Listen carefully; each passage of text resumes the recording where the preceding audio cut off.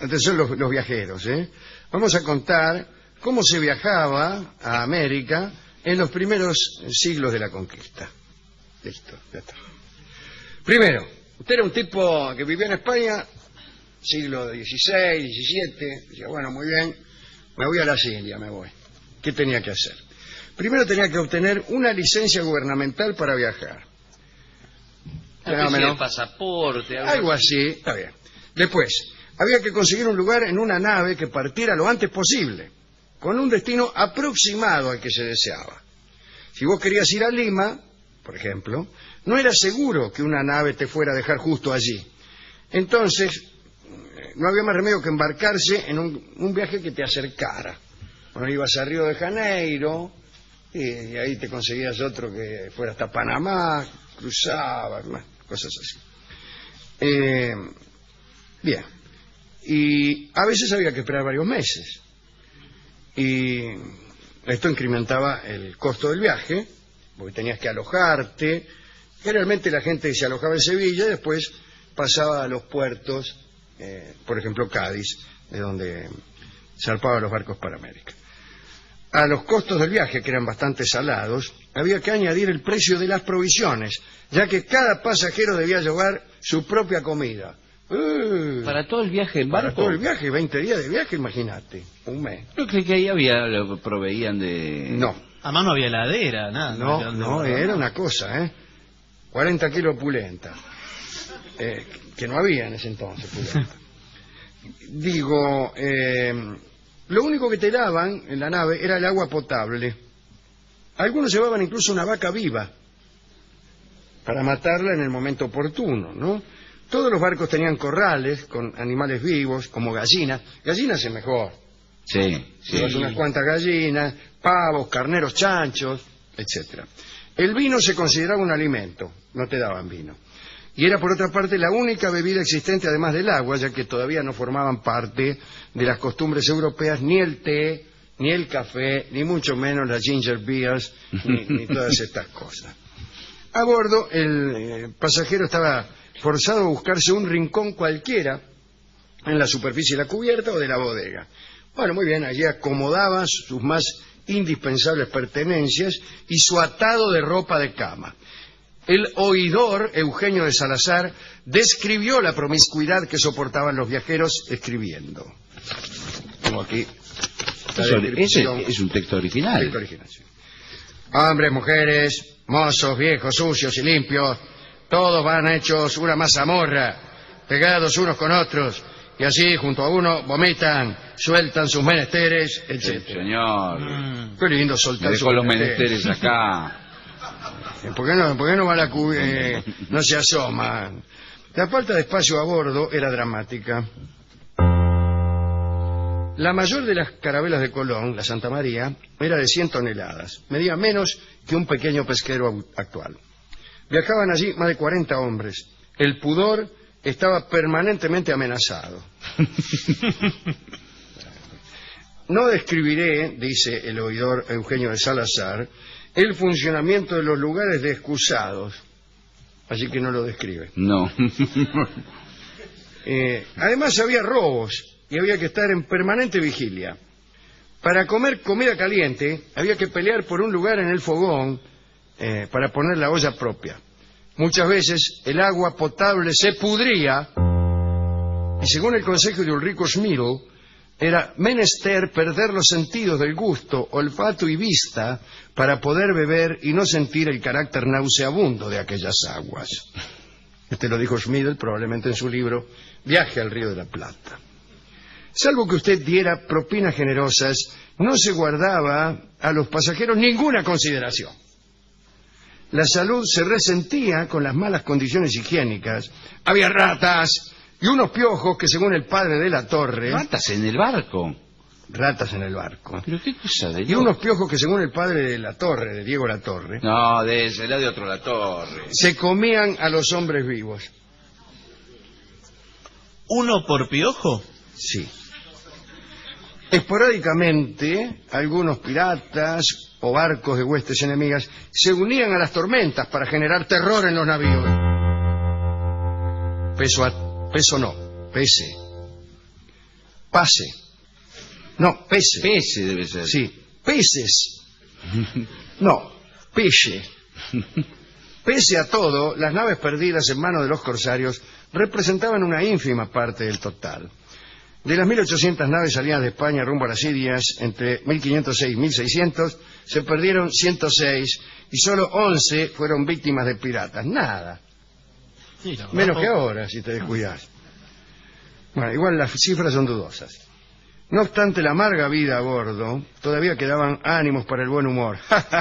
Para pasar el tiempo se recurría a los naipes, a la lectura de libros de caballería, a los dados, la pesca en alta mar, a las representaciones teatrales improvisadas e incluso riña de gallos en las cubiertas. Qué simpático, ¿no es cierto? Algunos pasajeros habilidosos incluso cantaban, tocaban, hacían malabarismos, etcétera. Dejen dormir, che. Sí. Cuando las naves hacían escala en las Canarias, que era la única escala, no solo era la única, sino que además era enseguida. Claro, Como arrancaba era, como era Mar del Plata y parar a tomar algo ahí en Quilmes.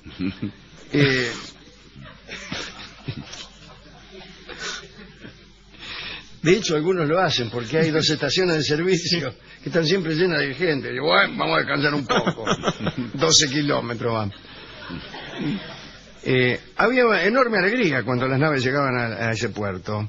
Todos aprovechaban para lavarse, porque venían demacrados por el mal descanso, sucios. Cuando bajaban a tierra, las mujeres aprovechaban para bañarse y presentar luego a los caballeros el mejor de sus aspectos.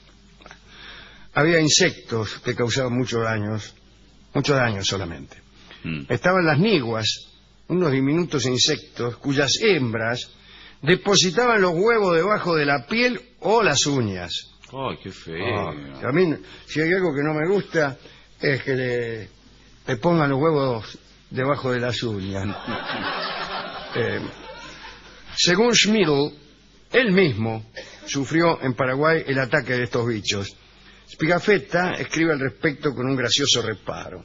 Dice, estos bichos se meten entre los dedos de los pies, con perdón se ha dicho. Está muy bien, ¿eh? Sí, está Pedir bien. perdón. Dijo, dedo de los pies, momento, perdón, con perdón de las damas presentes. Todos los capitanes de barcos llevaban un cronista y Spigafetta era el de Magallanes. Recuerdo una hermosa consideración de Ulrico Schmidl acerca del viaje río arriba que hicieron por el Paraná al norte, ¿no? Y se quejaba Ulrico amargamente de que venían encontrando indias muy feas hasta que llegaron al Paraguay. Y ahí murió Schmidl. Escribió, dice, menos mal, dice, llegamos aquí, las guaraníes son una cosa hermosa. Y así era. Bueno, Pigafetta dice, exagerando, peores eran los mosquitos, que enloquecían a hombres y bestias. Se llenan de sangre y no pueden sostener tanto peso, los mosquitos. Por eso ruedan por el suelo y se pierden por golosos, como tanto de nosotros. Es un poco exagerado. Sí, que eran bicho bolita. Sí. Eran eso. Pronto los conquistadores encontraron un remedio contra los mosquitos. Salieron a cazar cocuyos, que eran unos bichos que se comían a los mosquitos. Cuando se reunía una cantidad apreciable de estos bichos, los llevaban al barco y los soltaban alrededor de la catrera. Sí, como sapos, una Algo cosa así, sí, ahora no sé, ¿no? Pero hubo plagas para las cuales no existió remedio alguno. Al principio del siglo XVI, en La Española, la Española, ¿no?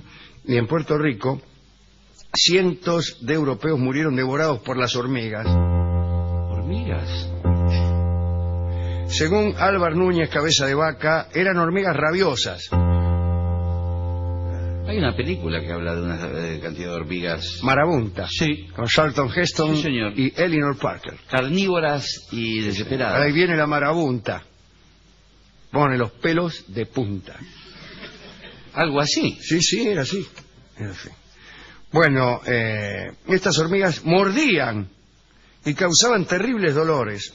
Según el padre Bartolomé de las Casas, aquel que se compadeció de los indios, según él, para dormir en tierras de hormigas, había que rodear la cama con recipientes llenos de agua para que las hormigas se ahogaran.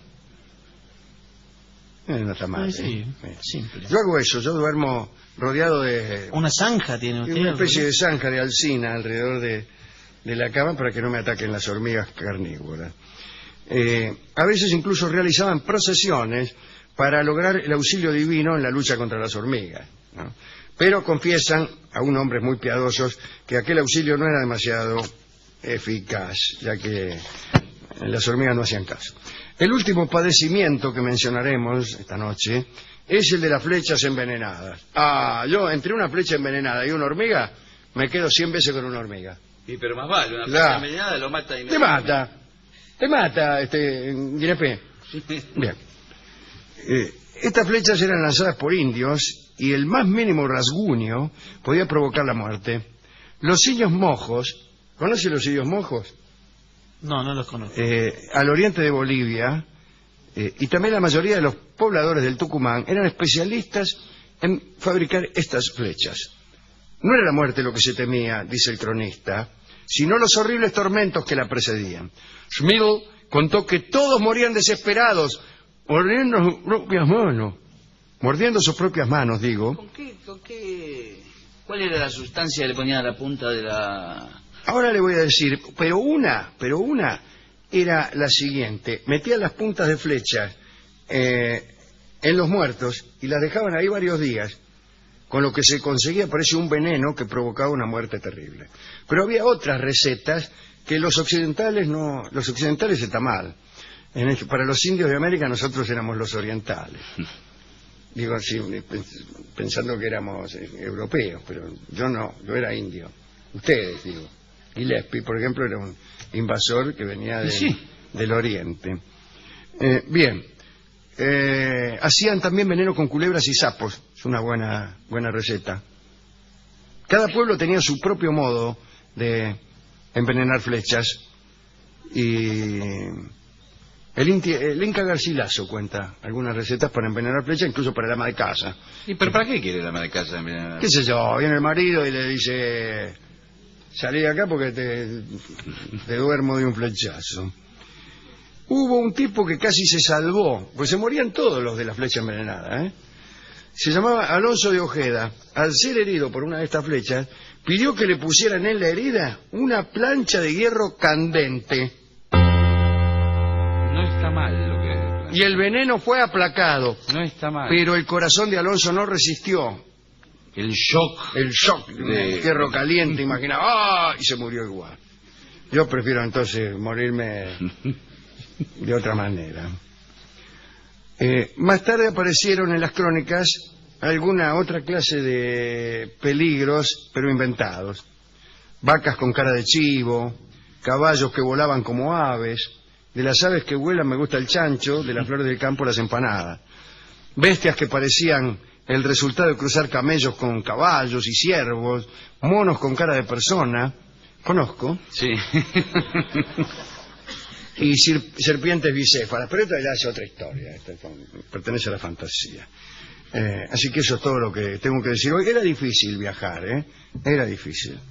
Se comía mucho, el pan también se pudría. Entonces, como hemos contado aquí algunas veces, se comía el bizcocho, que era un pan, como el nombre indica, cocido 2 veces, bizcocho. Y entonces aguantaba más, aguantaba un cacho más. Y las carnes saladas también. Claro. Las carnes... Como fiambre. Sí. Hacían como fiambre, ¿no? Para que duraran más, si no se te pudría todo enseguida en el barco. Así que pasabas todo el tiempo mareado. 30 días, gente. No, era un asco viajar en aquel entonces. Claro, yo imaginaba esa caricatura del pirata que va tomando ron y no existían las bebidas de alcohol.